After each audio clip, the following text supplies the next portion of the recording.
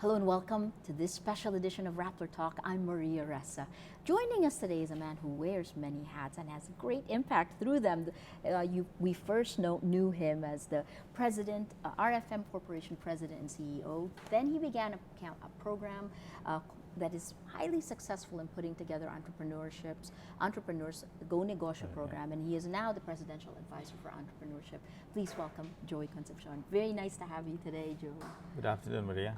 Good afternoon.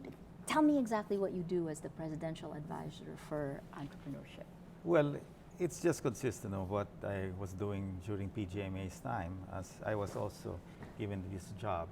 But what I did during her time is I created the foundation, basically the Philippine Center for Entrepreneurship, and branded entrepreneurship as Go Negosyo. And I felt it was important. And it was a private sector initiative. And today, even after my term with her and the next administration during Pinoy, it was still a private sector initiative. And we never stopped. And we remained focused despite people saying, we should take it up to another level or I should move and run for office. I remained focused on just my passion of helping micro and small entrepreneurs. And you're now also the chairman for ABAC. Yeah, my father was the chairman 10 years ago, so it's my first stint in ASEAN. And fortunately, the Philippines plays the host. As the host, you become the chairman for the private sector. So that matches what I'm doing in the whole area of entrepreneurship.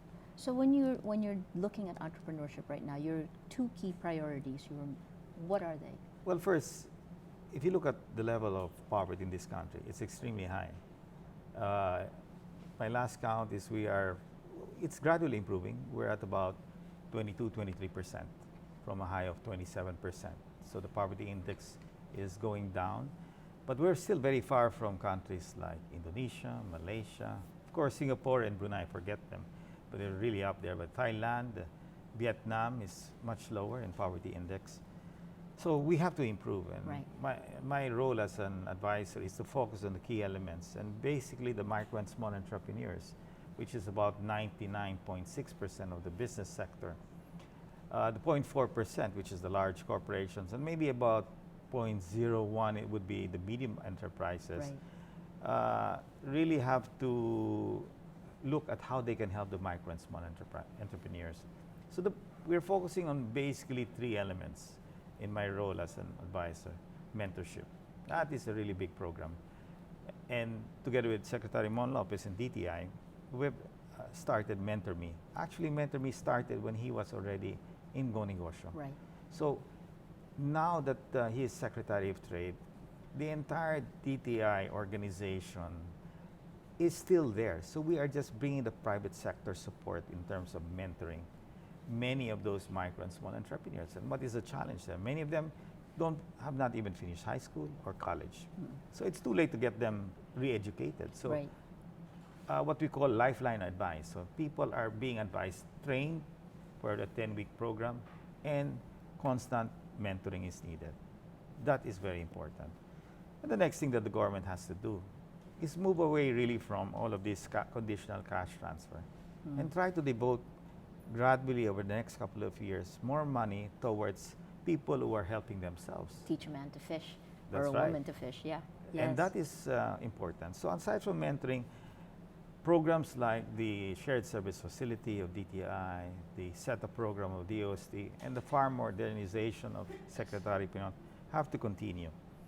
The loans that are being given now by the President of $1 billion per every region, actually to eliminate 5-6.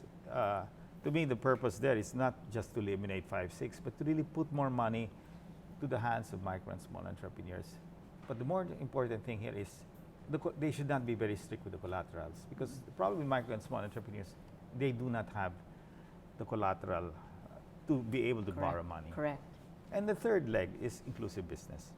Inclusive business is where the private sector has to come in. Yes. Big business embracing the micro and small, making them part of the ecosystem that we have. It's like ice cream, Selecta, our company buying the ube directly from the farmers. The supermarkets from Robinsons and Pure Gold, who are starting to support what we call now Kapatid. Kapatid is the brand for inclusive business. Because when you talk about inclusive business, people don't understand what is inclusive business. Yes. But when you talk about kapatid, kapatid is helping big brother. Mm. And we see that from our OFW. What do? They remit money, they send their kids, their parents, they take care of their parents. Mm. So that is a natural, innate in every Filipino to help their brother, their sister, not suffer but move up in life. Pull up rather than And talang. if you can see that from a micro activity, imagine people like Ayala, RFM, and many others who are much bigger. We should be able to do the same thing. And that's why the last time we met with the president, I brought the large conglomerates with me, was to really pledge that we will help the 10 areas of extreme poverty to start with, and one of which is Sulu. Right. And that's why we worked on the Sulu project, and it's doing pretty well. I mean, we're, aside from the risk is very high, and the president warned us, but still, to show the people of Sulu that Philippines has not abandoned them, you've got everybody helping, from schools to classrooms to hospital to negosyo in terms of seaweed, of Rosalinda weed, Tennyson Chen of the chicken farm. So all of this, plus Gawad Kalinga together with us, building the homes, Bali Formation. So it's getting 30 big businessmen coming into one area and pouring whatever we are good at. And that is one way of showing an inclusive business initiative. That's a whole in ecosystem, though. How are you dealing with that with security issues, or is development helping shore up security? I mean, how does this work? Well, of course, when Jingay Hontiveros leads that sector, no, she's in charge with the agri sector and areas of extreme poverty, and she is mobilizing of course, the military. They're supporting us. They don't want anybody to be kidnapped. Right. And of course, the governors there, Sakurtan is behind this, together with his son, the governor, and the mayors are all behind this. Because, I mean, you can't abandon an area. Sulu has a lot of promise. Right. Basilan and Tawi-Tawi. So it's not only Sulu, but eventually Basilan and Tawi. Yeah. So even the Ayalas are in Basilan right now. So we will help these areas. More than that, move into the other 9 areas eventually. But we want to start and create an impact here. Oh, you like took the toughest problem immediately. The other tough problem you began working on was ENDO, ending contractualization. How have you handled that? Yeah. Well, to my mind, when you look at why am I focusing on contractualization, there are 2 areas I'm really watching. Will government respect contracts? And that has to do with mining. That's one area. Correct. And what will happen to contractualization? So I think we're coming to a point with the signing of the executive, the DO, Department Order of Secretary Bello. We've been at this for the last 5-6 months now. Yeah. And I think it is a very balanced order. It's basically implementing the old order, but making it clearer this time how it will be implemented. To me, the win here for the laborers is they will at least have security of tenure. In other words, if they work for a contractor, they have to be regularized, and they have to get the very least the mandated government benefits of, in case they're terminated, termination fee, retirement benefit, sick leave, and all vacation leave, and all of that, under the government mandated benefits. And more importantly, is they are not endo in the contracting or agency. They are regular employees. So there should be, in the end, nobody that is joining a company that is just a mere 3 or 6 months. But I'm told they will still allow that for what we call seasonal workers. Let's say during Christmas, you need a couple Right. of waiters or people. Right. They will still allow this, what they call labor-only contracting. So labor-only contracting is not allowed, but there are exceptions. So these exceptions are spelled out in the DO. You know it from both ends, right? I mean, for Yes. large companies, what is the impact on large businesses of ENDO? Well, ENDO is 555, and that has been illegal ever since before. The implementation is where it's weak. And by and large, I mean, I didn't want to debate anymore with the secretary. The most important part here is job creation in the end. If we live by the principle of job creation, then we should come out with something that will work for both the employer and the employee.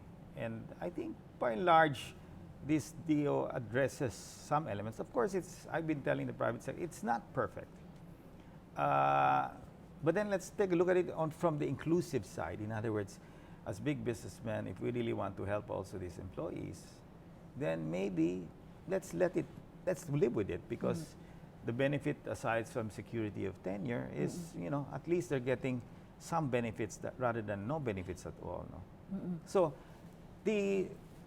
I think this DO provides better clarity. Of course, there will always be issues, especially that defining core and non-core is still there. Although they try to define what core is, Yes. but it varies from business to business. Right. But I look at it, I think it's right, it's pretty fair. In your mind right now, what is the biggest challenge that's facing entrepreneurs? I mean, in your focus now. Well, when you look at micro and small entrepreneurs, these are very basic businesses, from retailing, sari-sari, wet market, all services. Agriculture is one area where a lot of micro and small entrepreneurs are. And the challenge really is, how do you scale up? Yeah. They're basically survival entrepreneurs. Moving to sustainable is what you want to see.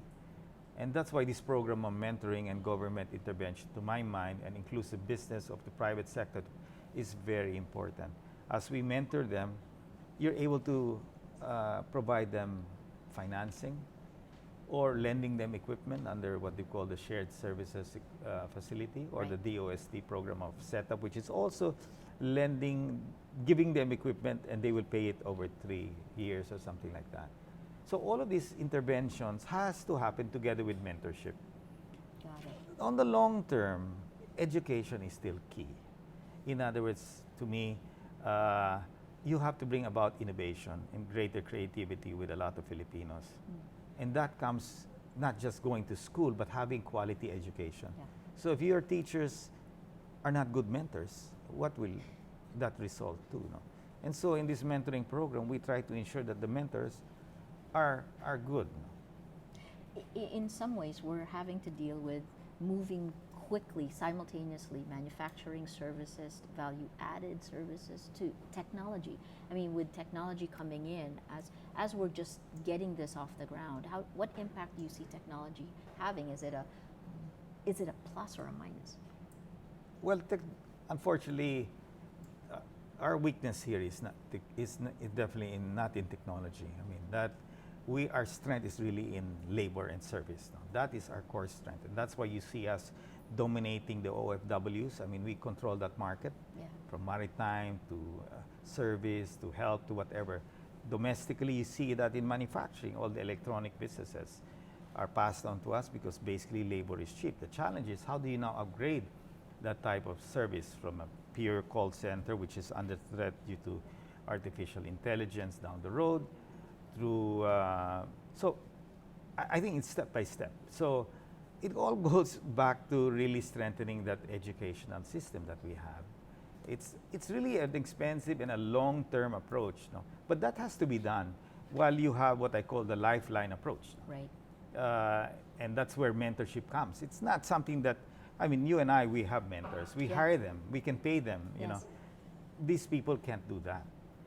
They don't know where to go. They're not part of any associations. Their only exposure is maybe DTI now with the Go Negosyo Centers, or maybe with their loan officers, or some of them even the loan sharks. No? Yes. So that's the kind of mentorship they have. So this is important. But moving forward, really, education is one. Okay. And greater exposure, and maybe through, everybody now moving to the smartphones. So those who really want to learn and with data becoming cheaper, they can now expose themselves to what is happening and do self-learning. No? Yes. You have done so much with Go Negosyo. I mean, if you were to quantify the best insight that you've had working with, I mean, you pull together thousands in each one of these forums that you have. What's the best insight that you've taken away from these? Go Negosyo really is the private sector movement, really, of bringing about all the entrepreneurs together. Now, what do you do with these people? You use them, for inspiration, and they come and attend these summits. They come and be part of the mentorship program. Yeah. Among themselves, they mentor one another as well. No? So this is how we initiated the Mentor Me program very fast because of the private sector support. Mm-hmm. Now, we want them to scale up. In other words, okay, beyond mentorship, let's now look at how do we embrace the micro and small. And if you look at all the large entrepreneurs from the Seas to the Gokuways to Lushuko, they control the retail network. Mm-mm. Now, they're now open to buying directly from the farmers their produce. That's the first avenue. Yeah. Mon Lopez is able to convince some of them to locate his Go Local in the malls, which Yeah. is a good step. So you have to provide retail space for all of these entrepreneurs to put their products. They cannot afford to pay a listing fee like I can Yeah. pay Yeah. a listing fee because we're a large company. But these people, when they come out with a product, how do they sell it? No. Mm. Yes, online is eventually down the road, but it's not yet there. As we were discussing, the payment system is not there because many of the Filipinos don't carry credit cards. Yes. In terms of, you mentioned BTI Secretary Mon Lopez, you guys have worked very closely together. How are you able to use the relationship you've had in the past to actually be more efficient in trying to do this? Well, Mon has been, we worked together. He worked for our company, we've worked, and he helped me structure, and we grew Go Negosyo to where it is today. He's a great secretary, I mean, in the sense that he's so passionate about micro and small entrepreneurs. Yes. And it's the same thing that I do, and we both share that same passion. So we are aligned in that direction. Similarly, we are now working with Secretary Manny Pinilo of the Department of Agriculture to adopt the Mentor Me program in DA. And that is also very important. And that's where you have people like Chingay Hontiveros who's helping in that aspect. Whereas in the case of DTI, we have former USEC Merly Cruz, who is working with Mon's team in really ensuring that the mentoring program is working and that many micro and small entrepreneurs, together with USEC Zeni Maglaya and Bless Latonia, are able to really get the engines running. So we are not duplicating the structure. We are the software component of DTI. DTI has the structure. You have the regional, provincial directors there. We just bring in the private sector support. And that to me is, where can you best learn from entrepreneurs themselves? Correct. Okay, so we've gone from our domestic, what you're trying to do to jumpstart entrepreneurship, right? Let's look at ASEAN. It's been a year, more than a year and a few months since the ASEAN Economic Community. You're chair of the ABAC for the Philippines. What does it look like? Is the AEC successful? Are we able to get something from it? Or what's your prognosis and what's your direction? I'm very new at this, and in fact, I was telling Mon and the other guys that, in the end, when I give my talk, it's really about balance. Countries cannot, take advantage of our other countries. If we don't prosper together, then ASEAN is useless, to my mind. And so we changed the theme. The government's theme is basically partnering for change, engaging the world. But as a business sector, we still use partnering for change, but prosperity for all. That's the campaign that it's still consistent with what we're doing in the Philippines. Mm-hmm. Kapatid is basically angat lahat, Yes. which means prosperity for all. So I was able to convince the council members that let's look at continuity. Sometimes every year we change the theme. Since many of the ASEAN countries are still not in the prosperity level, Correct. as of course Brunei, basically, Singapore. by and large Malaysia, Yep. Indonesia, the other countries have to come up. And we have agreed to create what we call AMEN, which is the ASEAN Mentorship Entrepreneurship Network. Amen. Amen. Okay. What are we doing? As we're doing this locally and creating a very large pool of mentors, in the end, you want to elevate this to what we call AMEN, where each country will have at least their own network of entrepreneurs, which now can be shared by all the other ASEAN countries. Let's say Singapore, their strength is technology and logistics. So maybe their mentors will focus on these areas, like Vietnam, Thailand, Indonesia will be more on agriculture. In our case, will be all sorts of, whatever it is. So we will benefit from this amen, where we want to bring in the best entrepreneurs in Thailand, Vietnam, Indonesia on agribusiness. One of the key problems that we see are the differences in laws from each of the region, at least for entrepreneurs, right? If you're looking at as a businessman wanting to go through the rest of the region, do you see any policy changes that need to happen to actually help make something like Amen work? Well, the challenge really is creating a more open economy, reducing the tariffs. It has to be done properly. Right now, rice, the quantitative restriction on rice will or should be removed. No? Secretary Manny Piñol is requesting that they give the Philippines 2 more years. But of course, the economic ministers are not totally in favor of that because we have delayed it. So these are issues that are real. Yes. And what do you do? Now, do you protect the farmers at all costs? I believe we have to try to help the farmers. But if you talk to Henry Libonyong, that's an example. To him, open it up. Because unless the farmers move towards hybrid rice, he believes this thing is not going to work. So let the farmer face real competition. Right. Let him shift to the alternative, be it a hybrid rice seed or move into another crop where we can compete. So where do you find that balance in every industry between protectionism and competitiveness, sparking competitiveness to have a better product? Well, competition actually brings the best out in everybody.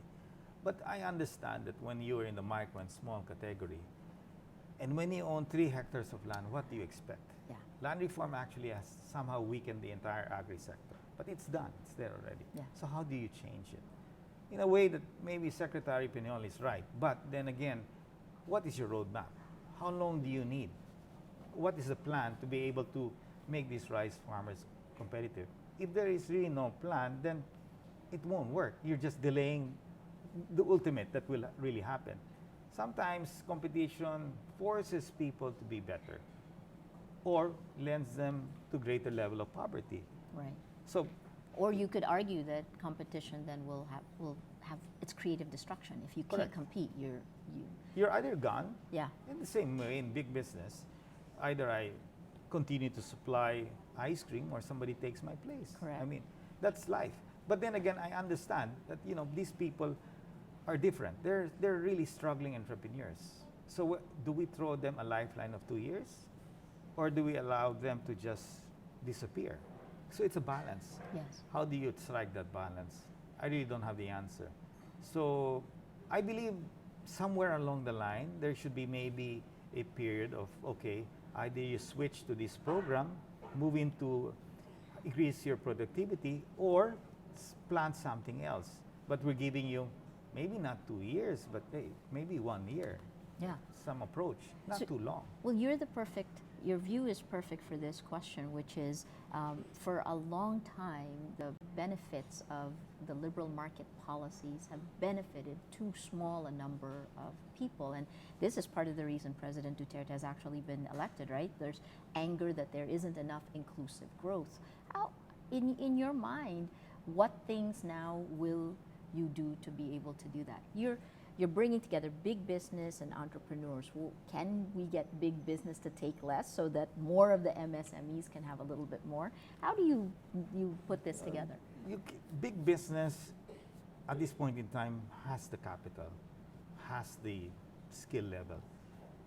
The big business really just has to absorb the micro and small, either as entrepreneurs or part of the labor force. Those who cannot become entrepreneurs, they have to skill up. Yeah. I always say that if you send your daughter or son to learn just English, the very least is you will get 20,000 pesos as a call center operator. Yeah. Today, to me there is a shortage right now of construction workers. Mm. The energy driven there is big business. So they're hiring a lot of people. And that's why I was really worried at one point in time about the whole contractualization. Right. Because if you try to restrict so many things and make it hard for the private sector, then how will they hire? Engine of growth. Because right. the 0.4%, despite us being small compared to the 100, the 99.6, the volume of, you know, business generation by this 0.4 is still phenomenal. The micro and small are basically at least employing themselves and maybe 15, 20, at most 30, 50 workers. So you can't just tell the big business, oh, just stop growing. That's not good. They have to continue to grow. As they grow, they hire people, and as they grow, hopefully they now embrace more entrepreneurs into their ecosystem. So that's the model. Okay. Our strength until today and for quite some time will be labor. Yeah. That is our oil. If the Arabs had oil, we have good labor. Now let's strengthen that. We cannot bank on cheap labor for a long time. You have to move up that labor into skilled labor. Because one day as AI comes in, that's going to be a serious threat. Of course, everybody loves a Filipino worker abroad. No? I mean, more than just really being what we really are, no? Overseas. So we have that market. For how long? I think we have to prepare for the future. When things start to automate, you know, when things move towards robotics, Right. that will change. Fantastic. Last question. I mean, there is a lot of political noise, even as people like you are trying to do the work that's there. You have both domestic and international inputs going in. How do you keep your eye on the ball? How do you get the government, the support you need from government and the people? First of all, as I tell people, every cocktail, they always say, what's happening to our country? I always tell them, something happening to your business. Your business is still growing. And as the Chinese feel it, there is problem out there. Start to invest. I believe that when you have change happening, there will be a lot of complaints. Maybe change was taken to a bit to the extreme, but we're moving towards, you know, even the president is somehow, you can see him adjusting. We cannot teach the mayor for 20 years to become really presidential. He is the mayor, president of this country. So he has his style. His gut feel approach. My marketing is all gut feel. I mean, I always criticize the other marketing people. All you do is look at the research. At the end of the day, what's your conclusion? Still wrong. Sometimes gut feel is very, very important, especially for many of the successful entrepreneurs that I've seen. How many of them came from the best schools? Very few. Many of them are just the school of hard knocks, the top taipans. You can count how many of them are summa magna. I'm not discouraging those bright kids out there not to achieve the best, but being street smart is important. Knowing the environment and never be a pessimist in life, because pessimism does not really, you know, I mean, why join the bandwagon of pessimism? It does not really help. It's very hard to build when you're pessimistic, right? So again, if we go back to the primary question of inclusive growth, right? In your mind, is there a magic arrow? Is the focus on entrepreneurship the magic arrow? What is the magic arrow to bring this down? What drives the country is the private sector. It's not government. Government creates the environment that makes the private sector more vibrant. And in the end, we will drive the growth. Now, it is up to big business to embrace the smaller guys. And that has to come from the heart.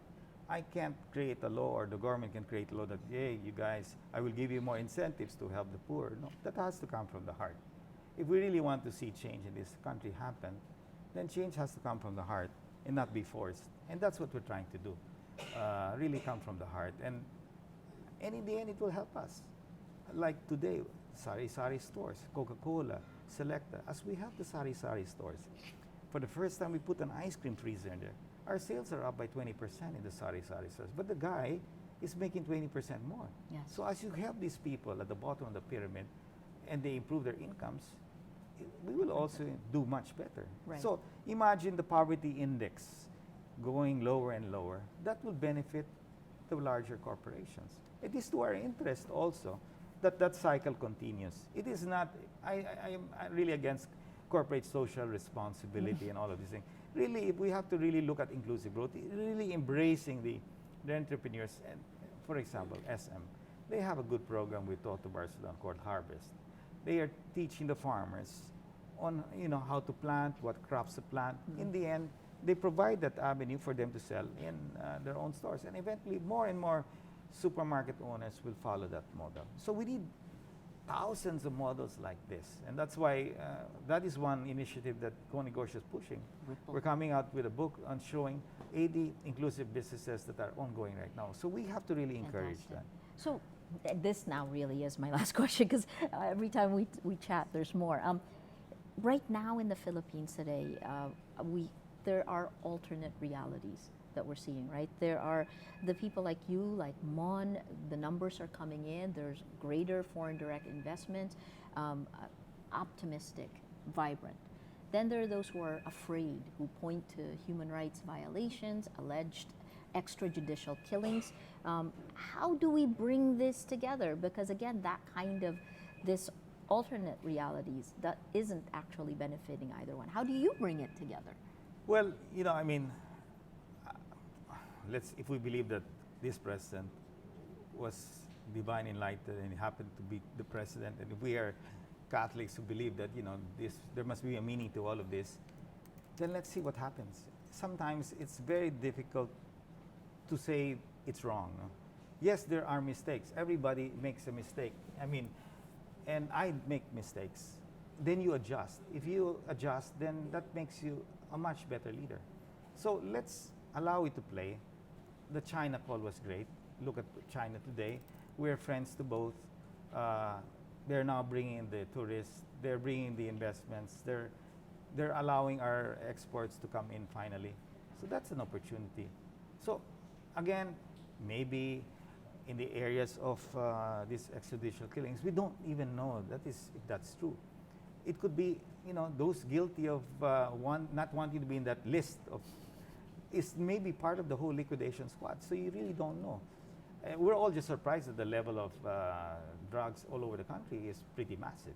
Now, how do you, solve that problem? And that's his passion, and we have to allow the president to do it. Now, the forces are pushing him towards the middle, and hopefully with this better and cleaner elite forces being organized, then things will be done, in the proper way. But then again, if you don't do anything, it's just equally as bad. So let's allow this president to do what he wants, but provided that eventually there are forces that will counter, the moves, and in the end, somewhere in the middle, it will play in the middle, no? But I still believe that there is a lot of opportunities for this country, and we're at the start. Once the infrastructure spending happens on ports, airports, roads, and all of this, that's massive. People will be able to connect quicker with each other, and that is really going to boost the economy. So let's see in the next 12 months, the airports that are going to be built, the roads, the trains, and the ports. To me, that's exciting. Fantastic. Thank you. Thank you so much. Thanks for your thoughts. We've been speaking with Joey Concepcion, a man of many hats, but really pushing forward the role of entrepreneurs in the Philippines, MSMEs, and chairman of ABAC. I'm Maria Ressa. Thank you for joining us.